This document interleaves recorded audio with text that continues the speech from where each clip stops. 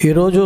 కూటమి ప్రభుత్వం 2 సంవత్సరాలుగా రాష్ట్రాన్ని గాడిలో పెట్టి ఏదైతే విధ్వంసం ఈ రాష్ట్రంలో గత 5 సంవత్సరాలు వైఎస్ఆర్సీపీ గొడ్డలి పార్టీ వల్ల జరిగిందో ఆ విధ్వంసాన్ని సరిచేసి అభివృద్ధి దశలో ఈరోజు నిర్మాణాత్మకంగా ప్రజలు హర్షించేదగ్గగా పరిపాలన సాగిస్తున్న తరుణంలో మరి ప్రతిపక్షంగా కూడా హోదా లేని ప్రజలు 151 స్థానాల నుండి కేవలం 11 స్థానాలకి తగ్గించి నీ స్థాయి ఇది, దీనికంటే ఎక్కువ స్థానాలు నీకు అనవసరం, నీకు అర్హత లేదు అని చెప్పే విధంగా ప్రజలు 2024లో